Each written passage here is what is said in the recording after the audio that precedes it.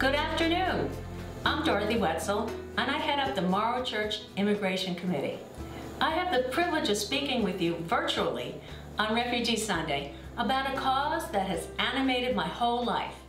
That is advocating for a more just and humane treatment of immigrants in the United States. I wanted to share with you my latest stop on what will surely be a lifelong journey, as I've gone from being totally clueless to caring deeply about people from faraway places. To give you an idea of just how clueless I was, in 1977, during my freshman year at Tufts University, the school received a multi-million-dollar grant from the brutal dictator Ferdinand Marcos of the Philippines, widely known for his corruption and human rights violation. While the initial acceptance of the gift caused much of the Tufts community to erupt in protest, I was not one of them. I remember thinking, what's that got to do with me? Thankfully, my thinking has changed over the years, taking a quantum leap when I joined Morrow Church. My 18-year-old self could not have imagined that 40 years later, I would be participating in the United Methodist Church and Society's Morrow Migration Seminar, which included a 6-day trip to El Salvador. The purpose of the seminar was to explore the root causes of migration, something I was deeply curious about from my work with First Friends, which is an organization that provides volunteer visitation, resettlement assistance, and advocacy to detained immigrants and asylum seekers. As part of my volunteer work, my husband Dan and I have hosted people from Latin America coming out of immigration detention. They stay with us for anywhere from 1 night to 2 weeks. And it's the bonds I've developed with these visiting friends, sharing meals, hearing their stories, and forming relationships that compelled me to sign up for the seminar. I wanted a deeper understanding of why my friends had traveled thousands of miles and endured horrific conditions just to get to the United States. I have wonderful memories of lively holiday celebrations with my newfound friends and have gotten involved in things that I never thought I would, like working in men's fashion. One of my friends, Sylvia and Hyde, started a menswear company, and I became an advisor and an investor. My friends have brought so much richness to my family's life. My experience with my immigrant friends illustrate the main lesson of a terrific book entitled When Helping Hurts. The lesson is that we are all broken in some sense, but that we all have assets to share, whether they be material or spiritual. And it is by forming these relationships based on mutual need and respect that we can fulfill our true calling as a people of God. As When Helping Hurts points out, it's not about fixing anybody, but rather about walking together and asking God to fix us both. As a businesswoman, this concept of asset exchange was a natural for me. Although as an American, I definitely overvalued the material side of the equation. When Helping Hurts enabled me to appreciate the much-needed spiritual gifts that I was receiving from my immigrant friends. Gifts that come from nourishing our human hardwired need to connect with others. Because although I'm outgoing, I struggle with forming deep connections that seem so easy for everybody else. However, the Morrow Migration Seminar showed me that I hadn't even gotten the material side of the equation right. In fact, my equation was woefully incomplete because it lacked the historical context of the material contributions that my friends and their ancestors had already made to my affluent American lifestyle. I was missing the historical context that would have added the cost of the co-opted lands and the loss of life involved in bringing me my beloved cup of morning coffee.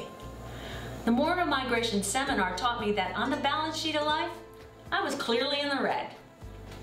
The seminar showed me that I needed to craft a new narrative, one that incorporated the historical price that had already been extracted from my foreign-born brothers and sisters. Often against their will, by the U.S. government and our industrial sector. While I can't change the past, I do have the responsibility to try to even the score with the choices that I make now in my daily life. The Bible makes it clear that I'm not the first to fail to appreciate the source of all my gifts. In the book of Deuteronomy, God reminds the Israelites that they too were living in great cities that they did not build and in houses full of good things that they did not create. Just as I did not build the world of privilege that I exist in. Sure, I've worked hard and contributed to society, but my efforts just account for a small part of the good life that I'm living. When God instructs the Israelites to remember the true source of their gifts, it's not because God expects payback. It's rather because God is directing the Israelites to pay it forward. God reminds the Israelites that they too were once strangers in the land of Egypt, that they too were once hungry and thirsty, and that God provided for them. So God expects the Israelites to provide for strangers in the same way. God told the Israelites that they should not deprive the foreigner of food, shelter, and justice, but instead to love the stranger. In these Bible verses, God is setting a new norm for how the Israelites should treat migrants in their midst. A norm that should also inform how we treat migrants who come to America to escape danger or to make a better life for themselves and their families. According to the biblical scholar Walter Brueggemann, when the Israelites fail to remember that God is the source of their comfortable lives, the Israelites risk becoming another Egypt because they use their power of their land to increase their wealth at the expense of the migrants. The same goes for us when we Americans assume that the world we live in rests solely on our American grit and ingenuity. Many of the concepts that I'm sharing with you come from an excellent book, Migrants and Citizens, Justice and Responsibility in the Ethics of Immigration, by author Tisha M. Rahendra. The central thesis of Rahendra's book is that just relationships begins with citizens interrogating the stories that we tell ourselves about the sources of our gifts and actively recognizing the contributions of migrants. Rewriting the narrative in my head has not been easy, and it is far from done. As the civil rights activist and physician Dr. Kamara P. Jones pointed out in a recent Methodist Church and Society Zoominar, it is hard to see a system of inequity that privileges us. It is hard for me to see, and even harder for me to admit, that I am the unfair beneficiary, even a complacent accomplice of an unjust international ecosystem. The Morrow Migration Seminar has been instrumental in helping me adopt a more realistic worldview. With the book learning portion of the seminar completed, the Morrow Migration Seminar participants set off on our trip to El Salvador. The trip had many tough days. Looking back at my trip journal, there were a couple I nicknamed Days of Death. These were days when our group toured the university where 6 Jesuits were shot to death, along with their Salvadorian housekeeper and her daughter. We traveled to a chapel built on the site where 4 Maryknoll nuns and missionaries were raped and murdered. We visited the church where Bishop Oscar Romero, now recognized as a saint by the Catholic Church, was gunned down while delivering Mass. You know, it would be tempting to think that these horrors can be solely attributed to some unique trait in El Salvador and its people. But part of creating a more realistic narrative means confronting the fact that the Salvadorian militia responsible for all these murders were trained at the School of the Americas in Fort Benning, Georgia. A school whose graduates can be directly linked to atrocities committed throughout Central and South America. During our time in El Salvador, we also saw the impact that gangs have on the lives of everyday Salvadorans. when visiting the Nutravita soya program in the heart of MS-13 territory. We learned of an employee whose life was threatened simply because she had a boyfriend that lived in the rival gang's territory. To save her life, she had to relinquish the jobs she so sorely needed at the soya program. Again, there was an American connection, in that the gruesome tactics used by the Salvadoran gangs are in fact an export from the streets of Los Angeles. After our days of death, I found myself flopping down on my bed, too tired even to change my clothes or call my husband.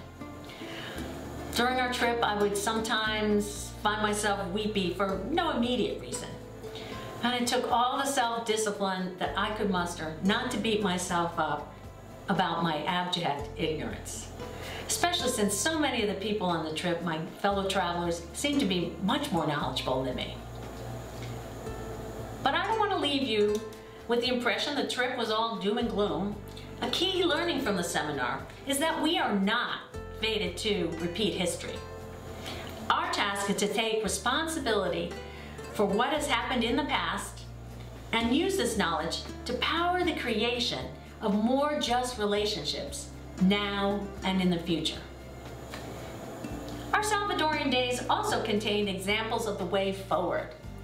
We visited progressive schools where teenagers broke about breaking the confines of the machismo culture that traps both men and women in El Salvador.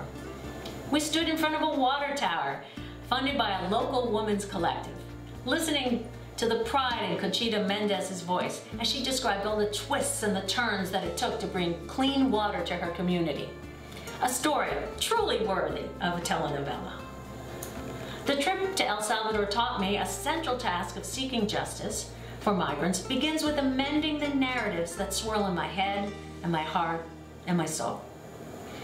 This means reframing my volunteer work, not as an act of generosity nor as an equal exchange of gifts between myself and my immigrant friends, but as the start, in a very small way, to fulfill the responsibility I have to foster more just relationships. This is also a task that I face as a white American. The racially skewed death toll of the COVID-19 virus and the murder of countless African Americans at the hands of our police make it clear that my narratives about Black and brown people living in the U.S., whether they be migrants or citizens, need to change. Big systematic change is sorely needed to bring about justice.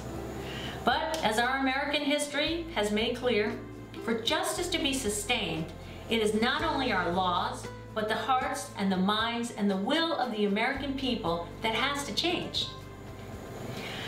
So I start with myself, having faith that each change I make will spread like the mint in my garden, popping up in the most unexpected places, in my thinking, in my heart, and in my soul.